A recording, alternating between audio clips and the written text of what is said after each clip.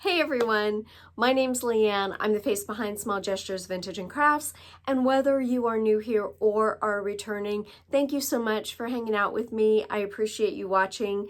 This week's video, I'm taking some more things from my inventory and we're gonna flip them for some cute home decor ideas, perfect for the spring and summer. As you can see, I am standing in my studio. I've been hitting up some estate sales and some auctions, and I got some really good stuff all behind me, but it's kind of a disaster in there. I'm gonna try to put together a quick little video just to show you some of the things that I have picked up. I think I found some really good finds.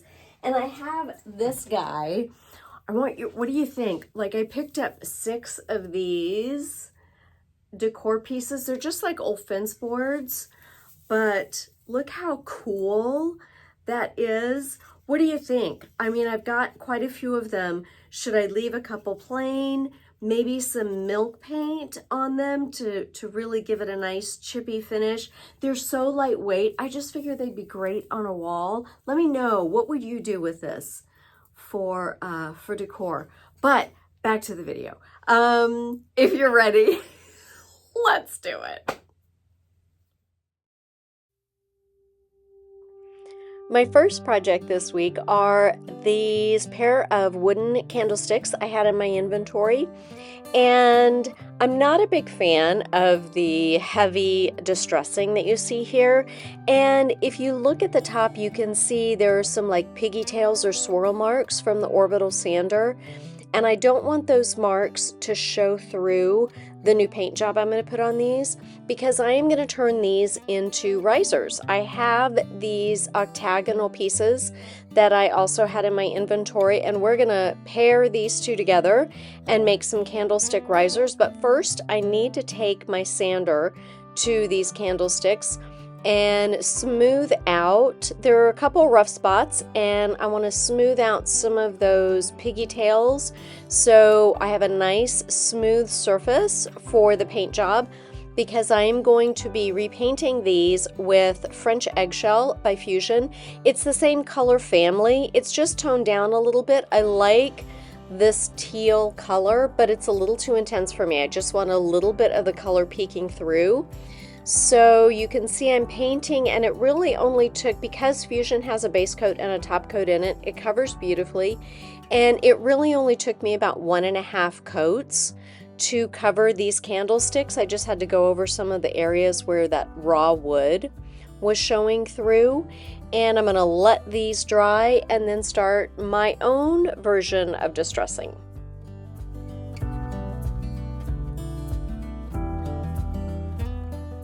So if you know me, you know that I don't like just gluing feet on risers or tops on risers. And I got a big hole in the top of these candlesticks. So I happen to have this cross piece from a chair in my inventory, so it fits perfectly. I'm gonna cut 2 small pieces, and I glued them in there with some wood glue, Titebond wood glue, and clamped it down until it was good and dry. And then this is Durham's water putty, and I love this in situations like this because you can mix it up as thick or as thin as you like. And I have a little gap around the edge of where I put that little wooden plug, and I just want to pour some of this wood putty down there so there's no chance of it coming loose. I've got a nice firm, that little wooden plug, that wooden piece I put in there is glued tight and secure, and it's not going to wobble around, thus the top will not wobble around. I hope that makes sense.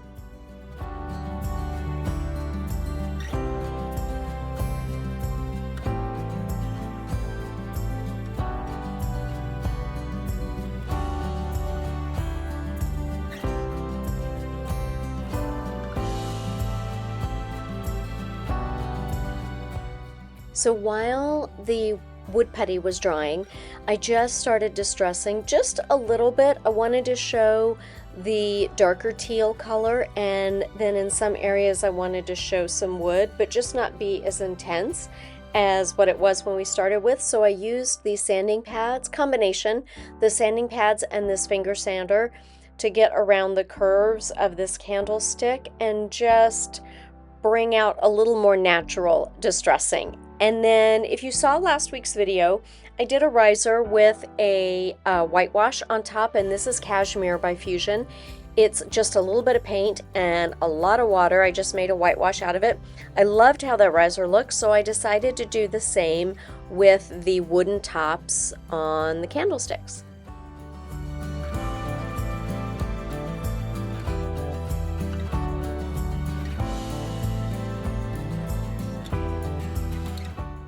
So at first I applied it and wiped it off, and I didn't like it, so I just put the whitewash on, dried it, and I kept repeating that process until I got to the shade of the wood that I liked.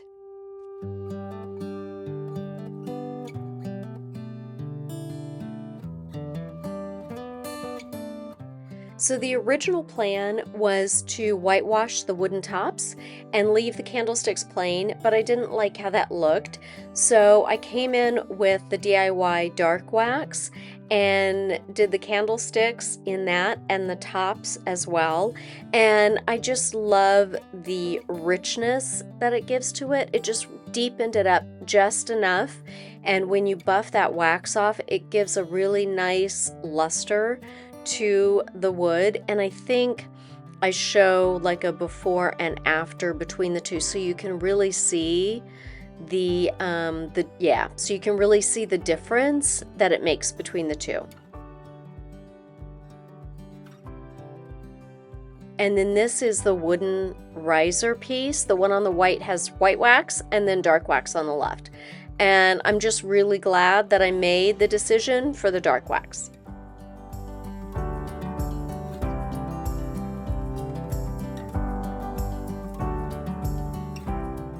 The putty has dried, and I drilled 2 little holes onto the wood piece and then onto the candlestick here, and then this is the double-ended wood screw that I like to use.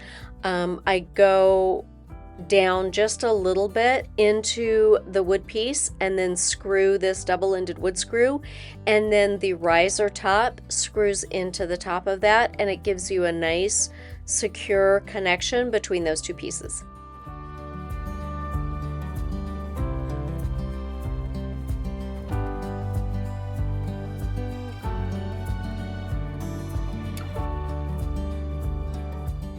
And then as a reminder, here is what we started out with, and here is the end product.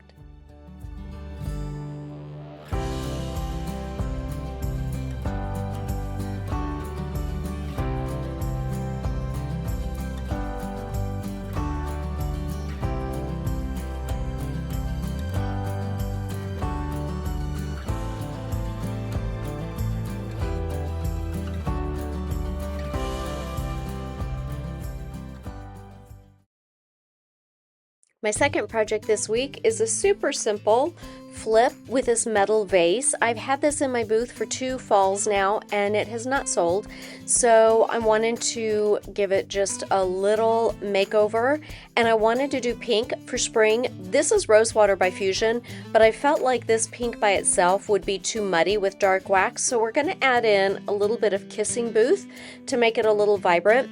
I saw a video that Connie, the painter photographer, did with cowboy coral and some dark wax, and I loved how it looked. So we're just going to take a pink turn on that instead of a corally, and I'm just going to mix a little bit of the 2 colors together and start painting.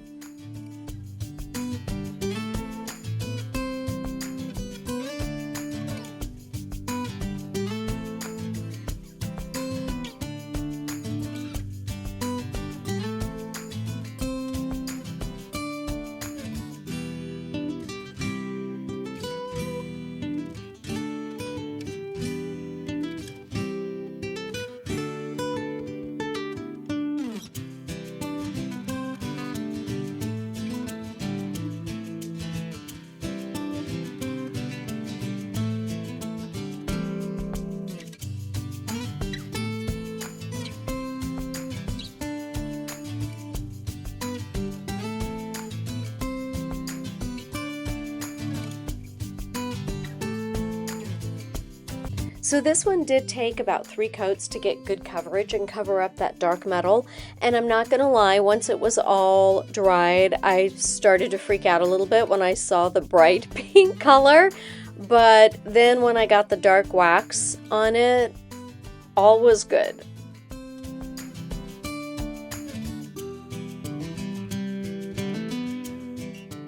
I also did end up painting the inside of this little vase, probably about 3 inches down or so, just so when you saw just on the inside around faux floral, you wouldn't see dark brown. You'd see that the pink that had been waxed brown. That was a lot of words.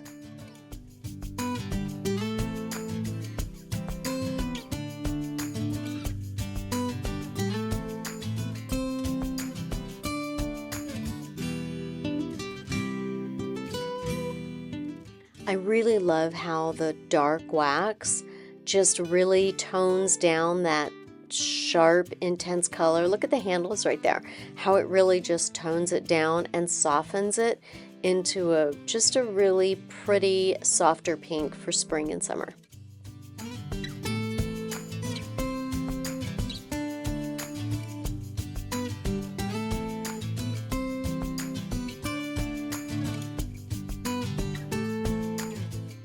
And as a reminder, here is the before and here is the after.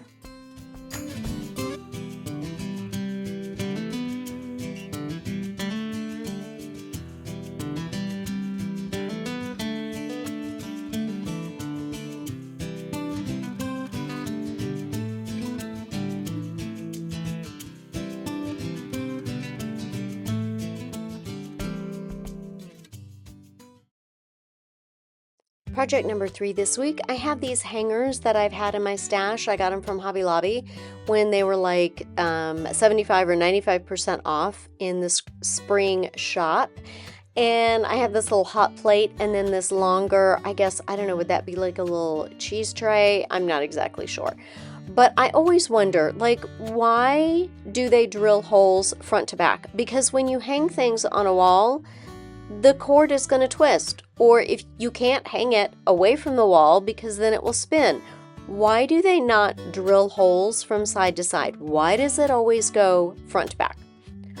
So I'm going to fix that. I'm going to fill that hole in and I'm going to drill a new hole that goes side to side so it can be hung without it being all wibbly wobbly.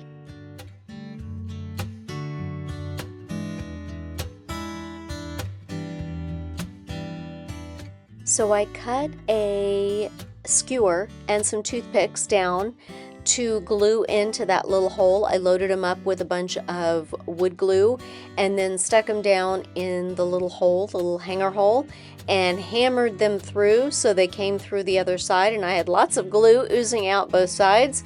So I was pretty confident that it was going to fill in very nicely.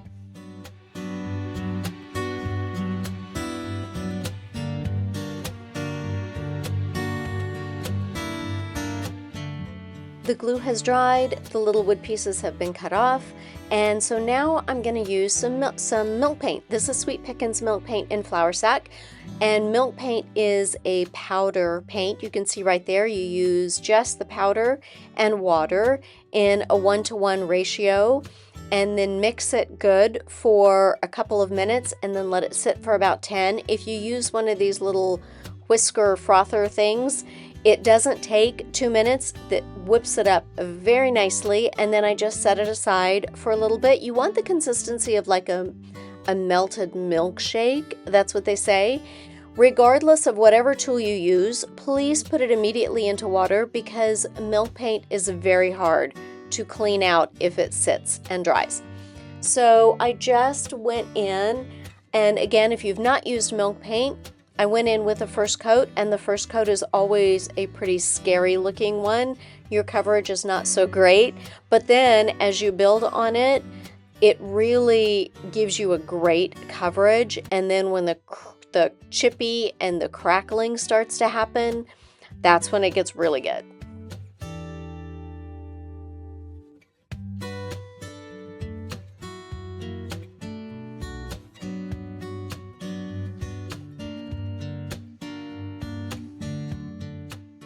I think this is actually the third coat of the milk paint. It took 3 good coats to get a nice, consistent, even coverage.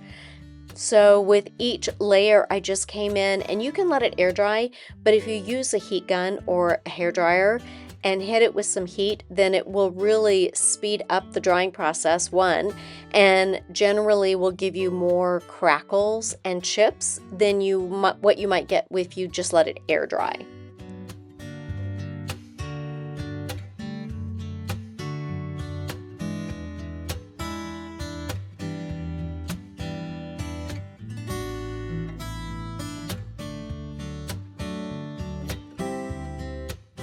After the paint has been applied, and it's all dry, then you just come in with some sandpaper. You want to encourage any little bits of paint that are going to flake off to go ahead and do so. So just give it a good sanding, and anything that's not adhered well will go ahead and kind of pop off. And I wanted to get that done because I'm going to follow in with some transfers in the middle of this round one, and then on the front of that long piece. We're gonna dress these up just a tad.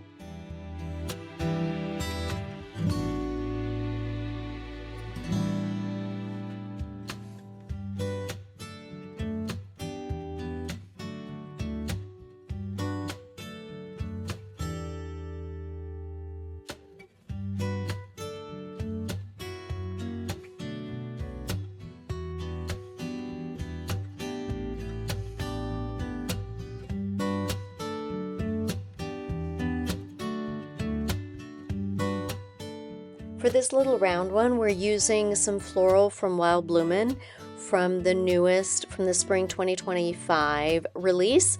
I've got a couple little flowers that I wanted to keep on that black surface because, again, I just love the way these florals look on black, and they still adhered beautifully.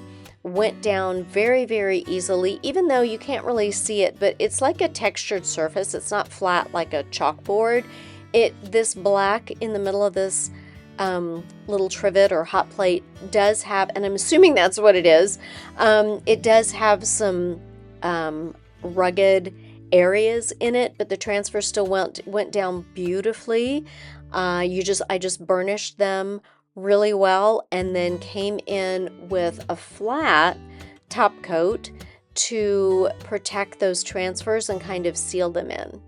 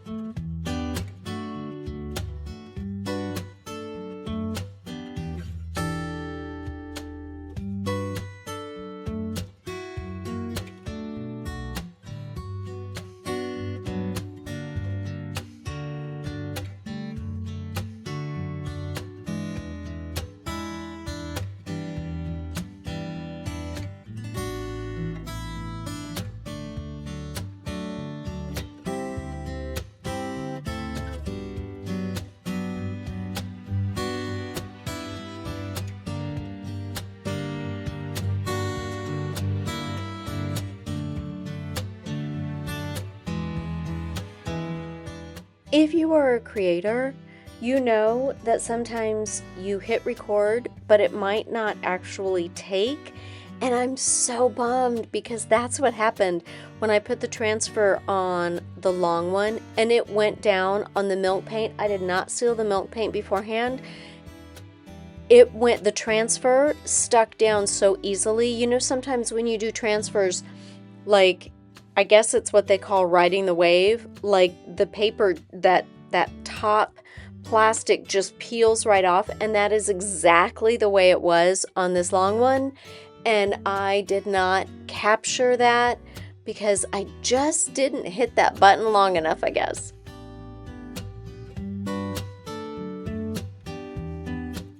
Sweet Pickins Dark Oil Wax is what I'm using here. and you just brush it on, and I let it sit for probably just about 10 minutes so it soaks down into the paint, and then you just come back and wipe off the excess, and it just gets down in between all those cracks on the paint. And I love how, especially on this piece where it's got the wood there, the big chunks of the wood, it really highlights and deepens that wood color as well. So I just put it on the back side and then wiped it off. Like I said, on the front of this little guide, the transfer was protected with some flat clear coat by Dixie Belle. The transfer on the front of the long one, I did go over it with a little bit of the same flat top coat just where the transfer was, and then I came in with the dark oil wax on the back of this long piece, and then I think you see on the front really just around the edges. I didn't want to darken. Look, isn't that sweet? I just wanted a simple transfer. I'm having a serious squirrel moment, sorry guys. This is from, oh gosh, what's the name of it? The flowers, the small flowers. Fairy Tale Floral. That's the name of it, Fairy Tale Floral. I just wanted something simple, just a simple blue and white. I had a blue and white kitchen in Arizona, and I just totally pictured something like this hanging on the wall. I'm either going to drill again, little hanger holes and put some twine in there, or I might just put a little hanger on the back. I'm not exactly sure. Which one do you think I should do? As a reminder, here is what we started out with, and here's the end.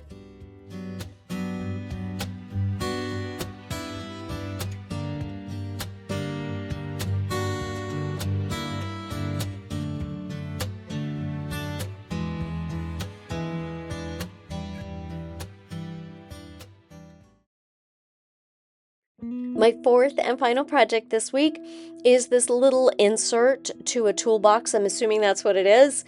I've had this in my stash just for a short time.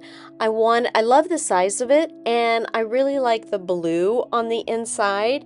It was in really good shape, and I wanted to keep the blue and keep some of that patina that you see there and wear and tear.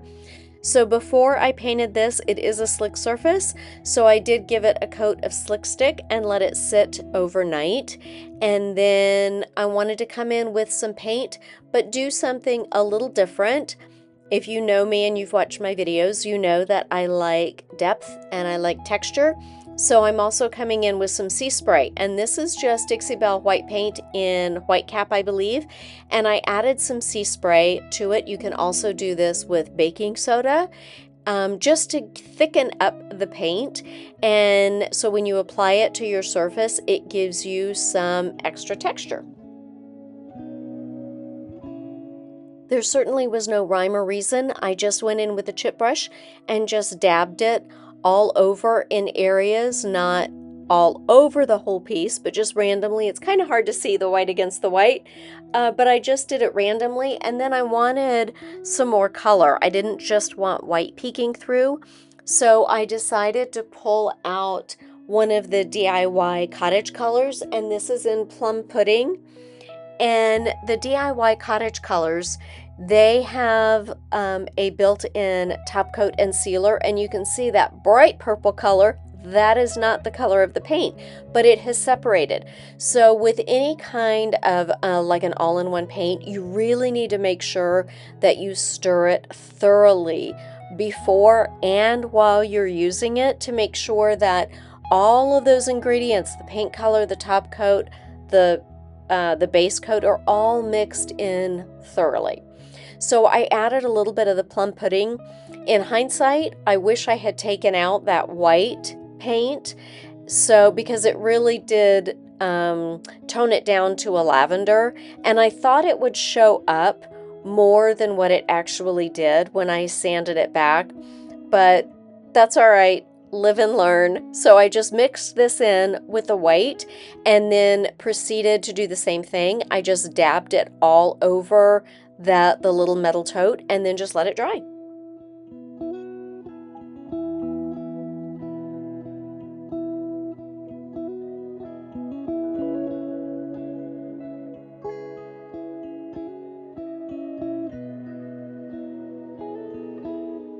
So this yellow is Cake Batter by DIY, and Cake Batter is not a one and done color. It's a beautiful yellow, but it takes 3 good coats, and that's exactly what it took here. So I just went over just the outside. I kept, like I said, I kept the inside plain and just covered the outside really well. I went on the first 2 coats with a brush, and then for the final coats, or maybe it was just the first coat, I used a brush, and then I just kind of stippled it on with this little pouncer right here because I didn't want to have any brush strokes. So for the final coats, I just used this and then let it dry thoroughly, and then came in with some sandpaper to sand back and smooth out some of that texture, thereby exposing the paint color that's underneath.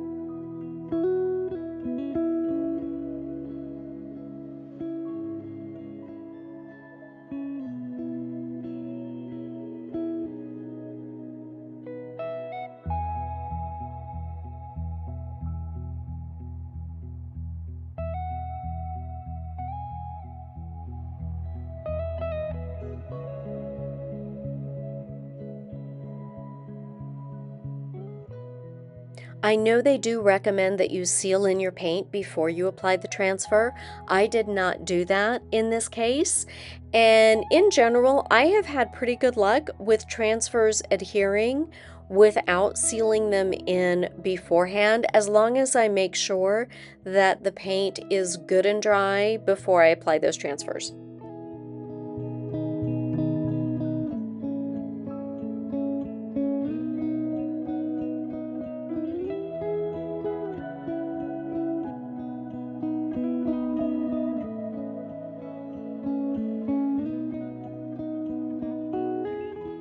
So all of the items from this video and some of my past videos will be listed in my Etsy shop, and I will have the link in the description box below.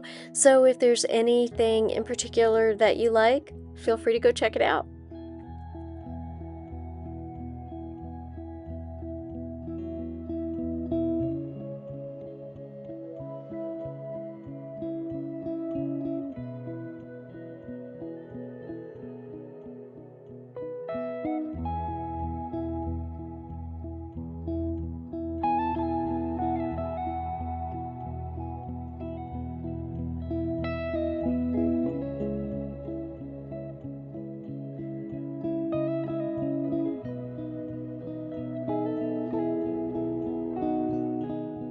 After all my transfers were applied and burnished in really well, and I had lots of little pieces that I cut off and just kind of stuck here and there. You can see some of them down there. After everything was applied, then I did come in with my sanding sponge and just distress it a little bit, just to give them a little bit more of a worn look. And then everything, the inside and the outside, got a coat of DIY's Big Top.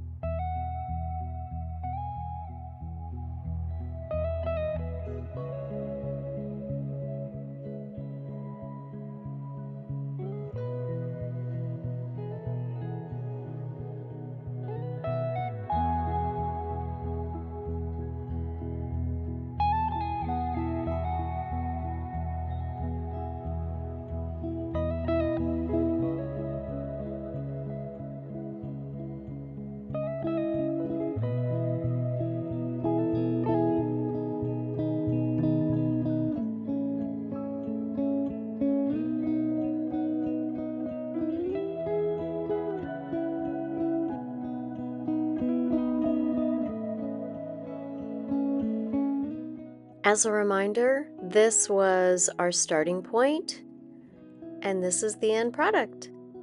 Thanks again for hanging out with me today. I hope you enjoyed today's video. If you did, please leave me a comment and like, subscribe, and even hit that notification bell so you can get notified every time I upload a new video. I hope you have had a great week, and until next time, take care.